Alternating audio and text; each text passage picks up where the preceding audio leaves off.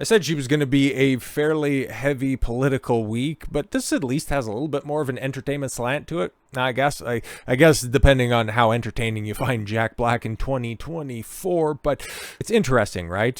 What was it, a day after, or a few hours after the attempt on former President Trump's life? Tenacious D, and there were people willing to pay to see that hack act on stage. They were out there making some interesting comments, to say the least. But after assassination attempt on Donald Trump's life, Jack Black's Tenacious D wishes don't miss Trump next time. Yeah, there's a little bit more context to this, but off rip, it wasn't actually a Jack Black. It was actually, yeah, I gotta pull out that card, that Jack Black said that statement first and foremost. It was in fact the fatter member of Tenacious D, which is kind of incredible to say, but very much true in Kyle Gass, but in due time we'll get into more particulars there. Following the assassination attempt on former President Donald Trump, Jack Black's Tenacious D wished don't miss Trump next time. An assassination attempt to kill former President Donald Trump while president was at a campaign rally in Butler, Pennsylvania, outside Pittsburgh. The assassin's bullet failed to kill President Trump, but pierced his ear. While he failed to assassinate Trump, he did murder, Corey Umpertor, I hope I'm getting that right, who used his body as a shield for his wife and daughter who were at the rally for him. At a concert event for their Spicy Meatball tour in Sydney, Australia, the band celebrated the birthday of member Kyle Gass with a Black singing happy birthday and a birthday cake being delivered by a man in a robot costume. And yeah, we actually have the clip right here that I think is very important. Do we need to play it? Yeah, screw it, we can go ahead and play it. Make a wish, Canada. Don't miss Trump next time.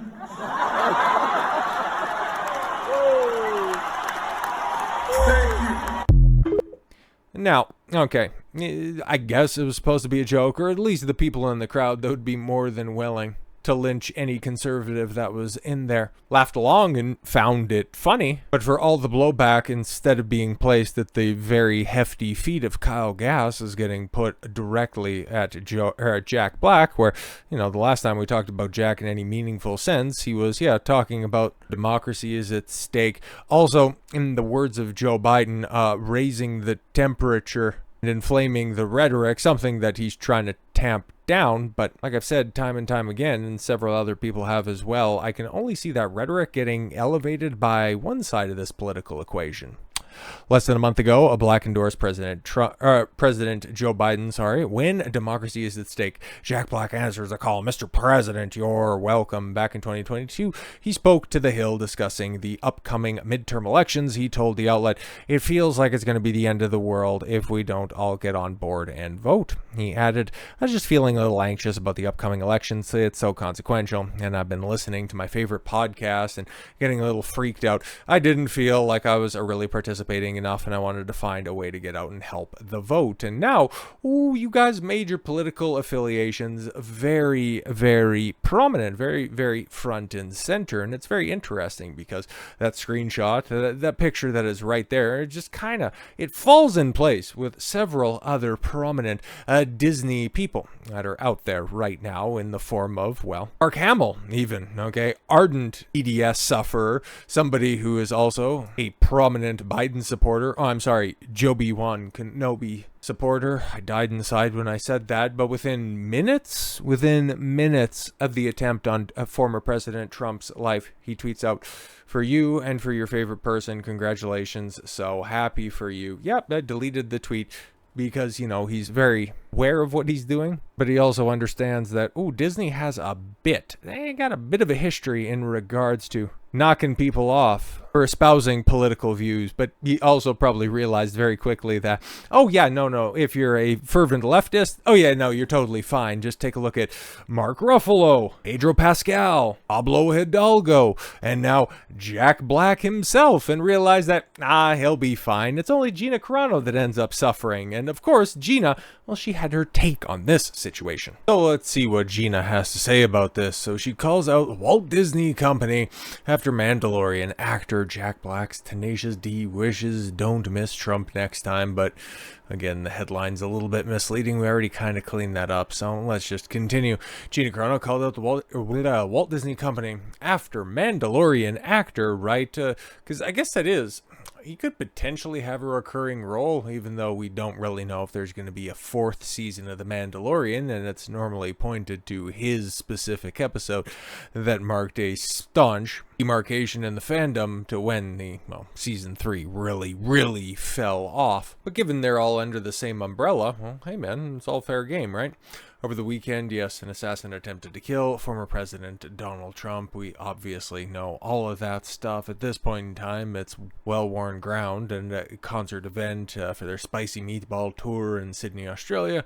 And Black's band Tenacious D celebrated the birthday of a member Kyle Gass, with Black singing Happy Birthday and doing his super annoying falsetto. Okay, Carano reacted to the comments, writing on X, would Lucasfilm or Disney like to comment on one of their actors on The Mandalorian promoting and at the very least not backing down from calming the actual abhorrent rhetoric on stage about joking about the assassination attempt failing to kill President Trump? Well, she said a little bit more than that, so we got the actual tweet pulled up here. Or is calling for peace between neighbors like I did the only values at Disney/Lucasfilm they find abhorrent, and like making dangerous statements toward your female cast members to broadcast out in the Hollywood press and world.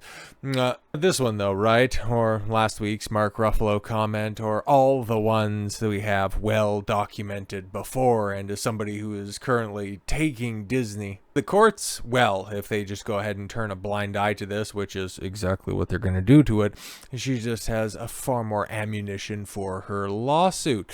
It's not the first time Carano was called out the Walt Disney Company after an actor associated with the company made more repulsive comments. And yes, we covered the Mark Ruffalo stuff not that long ago when it did happen. And yeah, to this point in time, nothing has happened to him, at least publicly. Don't know what the fate of a Hulk appearance and any of the upcoming Marvel stuff looks like, but we know if we're going to be having Red Hulk and Captain America 4 Brave New World, you would think that, I don't know, the OG Hulk might have something to say about that, but I guess we'll just have to see, right? Obviously. But Ruffalo saying that, well, Trump is basically moments away from, being the Austrian mustache man. Sure, he's taken the time to go ahead and really, comb back over his previous remarks and went, gee, have I really played into any of the stuff that ended up, culminating with the last Saturday's rally shooting, or is he just cheering all this stuff on from the sidelines? I'm just wondering.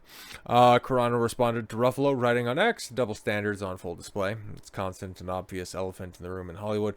There's example after example after example after example after example. I mean, that's just simply talking about everybody under the Disney umbrella, such as Mark Ruffalo's below that prove this, whom, by the way, I believe should have the right to express themselves without getting fired, although I cringe at most of his political posts. And exactly, that's about where all the comparisons are going to end, especially after this past weekend, where, yeah, go ahead and speak whatever you like, but here's the thing, man, we aren't playing on equal footing. There is an obvious double standard that they are going to go ahead and weaponize against you, okay? Leftists understand that conservatives are never going to fight back. They're just simply going to turn the other cheek, thinking that it is virtuous to allow them to simply continue to run circles and laps around them. But no. At this point in time, we're kind of done. We're kind of done playing into that trap, okay? This is not a call to violence. This is not a call to instigate any of this stuff. It's just when you see a leftist go out there and blatantly flaunt the rules, hold them up to their own standard. If they are normally the type to go ahead and try to cancel you or ruin your life in any form or fashion, just simply go ahead and hold them to the standards to which they are more than willing to do to a conservative type that's out there. If they think it's fine and dandy, use those tactics against their perceived opponents, go ahead and see how much they like them when they're used against them. The time for playing and thinking that we're on the same side ultimately, that we might just arrive to our conclusions via different means, that is so far from over, because I've seen and you have seen so many examples of people going full mask off in the previous few days that really drives home the fact that we aren't cut from the same cloth. There are evil, malevolent forces that are out there, and that's the best way to put it, okay? Not in a biblical sense. I'm not out here thumping my Bible or anything like that. These are people who would rather see you dead than have an honest conversation with you. Mark Ruffalo, Mark Hamill, Jack Black, they have made that abundantly clear. So yeah, if it comes out that they've lost any opportunities, I'm not going to shed a single tear because they knew exactly what they were getting into. They just thought that they could get away with it. But after recording the first half of this video, now I'm tagging on the additional information because, oh boy, things have definitely ratcheted up a bit within the succeeding hours of my initial recording. We had Senator Ralph Babbitt, the United Australia Party, down there in Victoria, where said concert was taking place. He has a media release out here calling for the deportation of Tenacious D for their heinous language. Now, that's very interesting, right? Because there's going to be some people that are out there, and this entire story, the way that it's unfolded, a bunch of people will go ahead and try to couch themselves in appealing to the mercy and forgiveness of conservatives. Oh, what about free speech now? Oh, you guys are now the party of cancel culture. No. Let's not get it twisted here, okay? You guys were the ones who weaponized all that stuff. You were the guys who laid down the ground rules. You got people fired. You ruined people's careers for much lesser perceived offenses. This just goes to show you how far a leftist has to go in order to gain even just a fraction of the amount of attention a somewhat innocuous statement like Gina Carano's was. She was just simply saying, hey, you know, when the government starts to try to pit neighbor against neighbor, it's probably not a good thing, whereas you have Tenacious D laugh and mock acts of political violence. It's a little bit different, and the most you can get from a governmental response is, yeah, can you just go ahead and get rid of these guys? I don't know Senator Babbitt's powers. I don't know if he has the ability to do so, but he's talking about condemn the strongest possible way, the call for political violence by Tenacious D in Sydney on Sunday to advocate and or wish for the assassination of a president is egregious, disgusting, filthy, evil, and not acceptable in any way, shape, or form.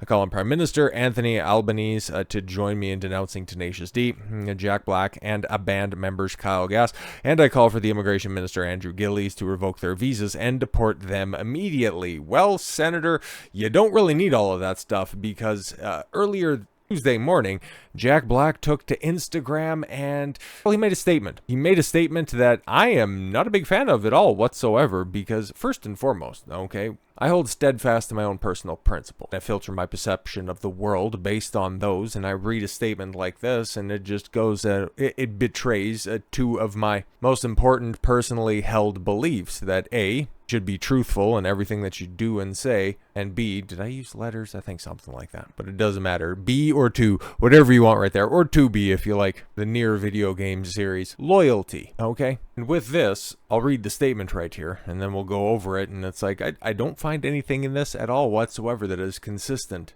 with those principles at all. I was blindsided by what was said at the show on Sunday. Well, what was said, Jack? But you don't want to elaborate any further. And to say that you were blindsided, I mean, for somebody that you've known for what, 30, 40 years at this point in time, for you to be blindsided by something that was so obviously rehearsed, like you knew that you were going to have the cake go out on stage. You knew that you guys would try to pass off an edgy joke, which, yeah, that's what it was. It was a joke. Was it in poor taste? Not for your audience that was there, but for the world at large, very much so.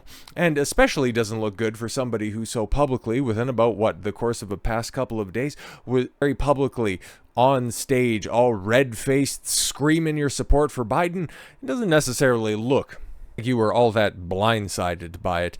I would never condone hate speech or encourage political violence in any form. I mean, it's nice to say, it's just what was said. Because in this statement right here, I don't know what you're apologizing for. I don't know what you're trying to distance yourself from, other than your friend of decades past.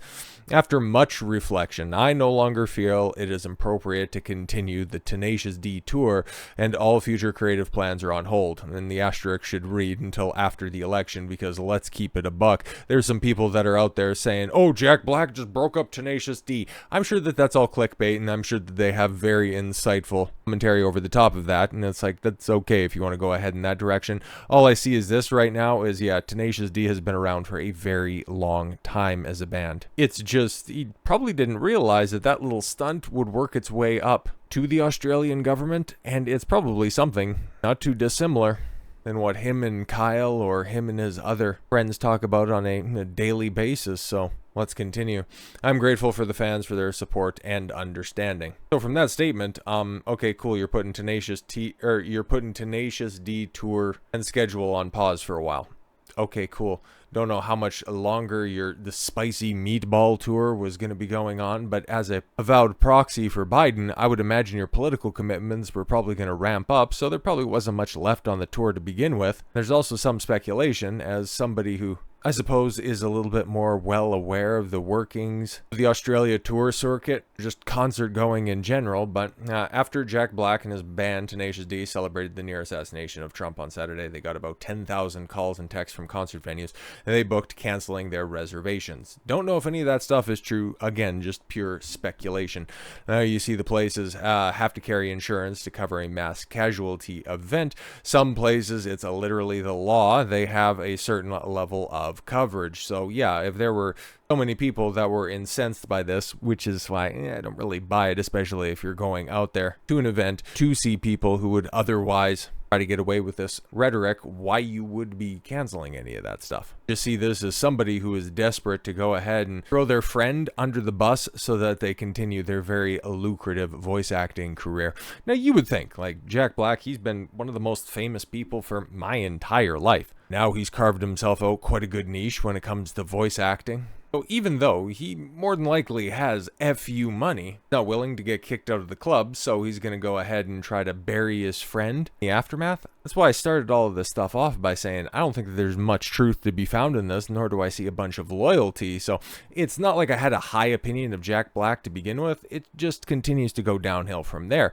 And then in very short order, you had Kyle Gass come out with his statement to the guy who actually said the stuff on the stage in the line I improvised on stage Sunday night in Sydney was highly inappropriate. Again, I don't see much truth in this right here because they both address it in the first line by trying to distance themselves or just simply say, I was a spur of the moment thing. Even if it was, you guys talk like this all the time. I don't know for sure, but as casual as that was, it's not surprising at all. I don't condone violence of any kind. Well, you clearly did, in any form against anyone. What happened was a tragedy, and I'm incredibly sorry for my severe lack of judgment. Well, what did you say? What did you say? Because there's a bunch of non-apologies that are floating around right now, but we don't know what you're apologizing for.